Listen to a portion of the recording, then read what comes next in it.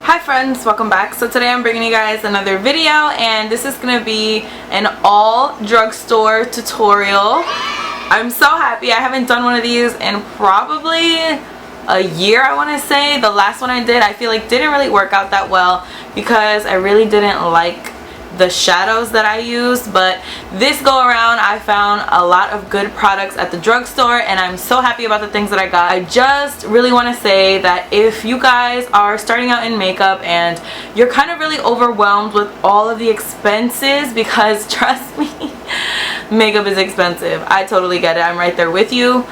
I just want to say you can find really good products at the drugstore. I went with a more dramatic look because, I mean, first of all, I'm Katie Danger. I do drama. That's just what I do. But second of all, I feel like the majority of the looks that I see that are drugstore looks are really bronzy and neutral and natural, and I kind of wanted to stray away from that and just let you know that you can get any kind of look that you desire with products from the drugstore as well. With that being said, and a whole bunch of hand gestures out of the way, if you guys want to know how I got this look, then please just keep on watching. Okay, so starting off, I'm using the Nivea Men Post Shave Balm in the sensitive version.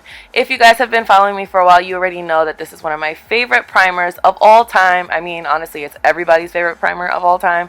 It just really grabs onto the foundation, and that's obviously what I love about it. Shout out to Nikki Tutorials. Then I'm grabbing the Baby Skin Primer by Maybelline, and it's just a really good pore minimizing primer, so I'm just popping this in the T-zone just to really, you know, minimize my pores, as you would assume.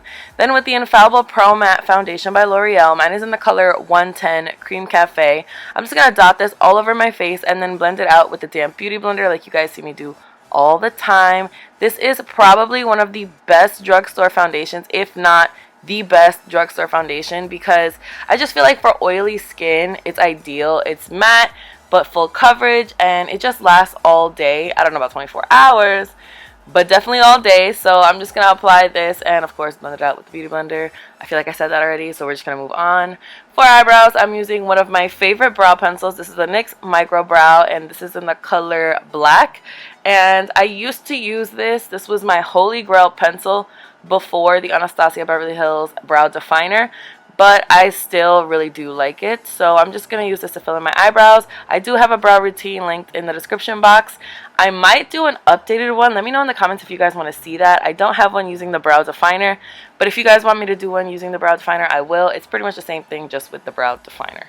So I'm just going to do that, and then with the Maybelline Better Skin Concealer in the color Light, which I only really use under my brows because it is really light, and I like light concealers under my brows. I'm just going to clean up all of the messes that you know that I made. And then I'm just going to use this concealer as well to prime my eyelids. A lot of people like to go in with a powder to set the concealer or to set whatever you put on your eyelid. I personally don't do that because I feel like it sticks better to the primer. Like the shadows stick better to the primer than they would to another shadow, if that makes any type of sense. Then I'm going to go in with my first shadow. I'm using the Wet n Wild Color Icon Shadow Palette in Art in the Streets, and I'm going to take that orange shade and just use it with a Morphe brush, any fluffy brush, and I'm just going to throw this into my crease. I didn't really find any good crease colors in the drugstore at all, so I felt like this would work the best because you know how I like a warm eye look. So I'm just putting this in the crease and making sure to blend, because this is just like a straight up orange. You definitely want to make sure you blend a lot. Then I'm going in with the Naked Truth palette, also by Wet n Wild, and I'm just taking this matte brown shade and I'm going to work this more into the crease. You could tell in the previous shot I was not zoomed in, and then I realized that I was not zoomed in, so now I zoomed in for your convenience. So with a MAC 217, or this might be the Coastal Scents Pro Blending Fluff that I use in every single video, I'm just going to work this into the crease and on the outer V. And I'm just going to make sure to blend it, because if not, it'll just look like brown going straight into orange. And that's not really the best look. Then I'm just going to grab a little bit more of the orange and just kind of toss it right on top of the brown, just to make sure that the blending is a little bit more seamless. I didn't really find a good warm brown color, so I'm kind of creating my own, and that's perfectly fine. With drugstore, you can really mix and match and do whatever you like. I really only use one palette, that was a lie, one color from each palette, So, I mean, do as your heart pleases. Then I'm going in with the Revlon Photo Ready Eye Art in the color Topaz Twinkle.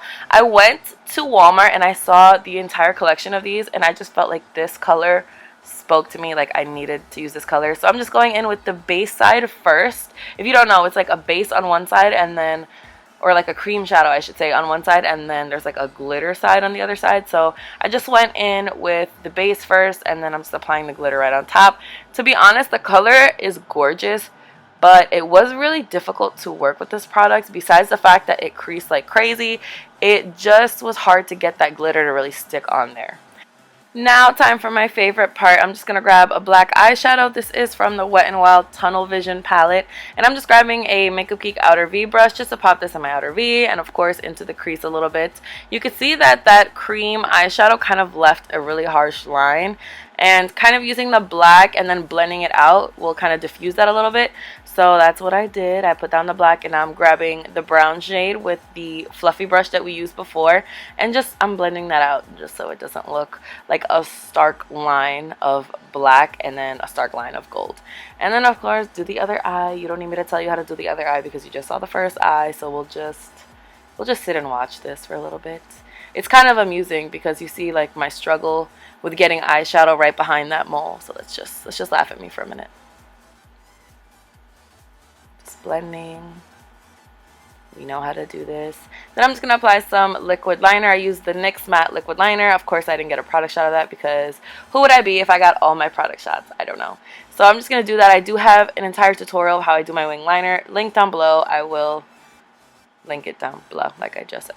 Then I'm going in with the Maybelline Fit Me Concealer. Mine is in the color Sand. I feel like because this concealer is not full coverage, or at least in my opinion it's not full coverage, you can go a little bit lighter, which is what I tend to do with like medium or light coverage concealers, because I feel like it doesn't look so stark when you blend it out, and I feel like you can see that as I'm showing you. Then I'm going in with the contour palette by Wet n Wild. I'm taking the lighter side and I'm just dipping my beauty blender in there and kind of baking a little bit. I'm not putting a lot of powder because obviously it's a pressed powder, so it's a little bit more difficult to bake with that, but I am kind of putting more than you would really want to. Then with a Real Techniques Duo Fiber Contour Brush, I'm just going to wipe it away, and I feel like this powder is actually pretty good. I feel like it leaves my skin with almost a flawless finish, and I really like the way that it looks. Now with the Maybelline Eyestudio Gel Liner in Blackest Black, I'm just going to take a really small brush and kind of use this as my waterline eyeliner. The only reason I'm doing this is because I don't really have an eye pencil from the drugstore to use, but this actually works really well in my opinion. I feel like it really lasted all day and it's really black and potent, so I'm not mad at it. Then I'm going to go completely off frame as I do pretty much every single time I do my lower lash line. I'm just going to take that black from the Wet n Wild palette and kind of use a flat definer brush just to kind of smudge out the black gel liner. Then with the orange shade, I'm going to take a pencil brush and kind of smoke that out a little bit more so it's not just like a harsh black line, if you know what I'm saying. Then I'm grabbing my face highlighter. I mean, you don't know it's my face highlighter yet, but just so you know. Spoiler alert, it's my face highlighter. This is the Wet n Wild Shimmer, I think it's the Shimmer palette in the color Hollywood Boulevard. It's from the Fergie collection. In my personal opinion, this is the best highlighter from the drugstore.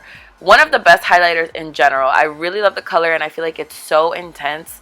So of course I was going to use that in this tutorial. I did actually use it, I think, in my last drugstore tutorial as well because I love it.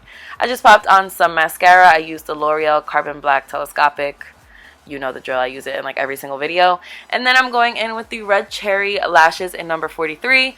I didn't really have any Ardell lashes to use, but Red Cherry is, I think, even cheaper than Ardell, and you can find it at pretty much any like local beauty supply store.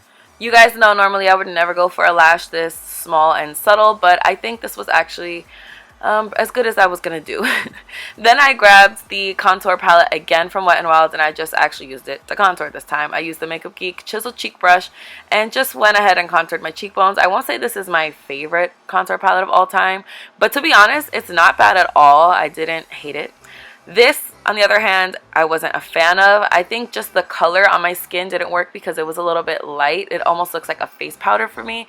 So this is the Wet n Wild, I think, Take Me to Brazil bronzer. All the information is going to be linked down below.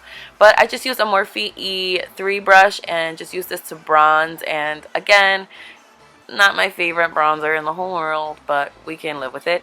Now I'm just going to contour my nose using that same contour palette. You guys know I can't skip this. I feel like I'm so accustomed to it now, even though my nose is not like in hideous shape. I just feel like I have to do it. I feel like this palette looks a lot like that Marc Jacobs contour and highlight palette that you guys see me use all the time. And I mean, the formula is not the same. The Marc Jacobs is, of course, a lot more buttery, but still really good. You guys can see here, I didn't know this blush was going to be so intense. This is one of the new Wet n Wild blushes, and I just tried my best to just blend it out and deal with it, basically, is what I tried to do. And you guys know I like a lot of blush anyways. Here, I'm just putting up my hair because I was sweating like a mammoth, and now I'm just going to observe how funny my hair looks now that it's up.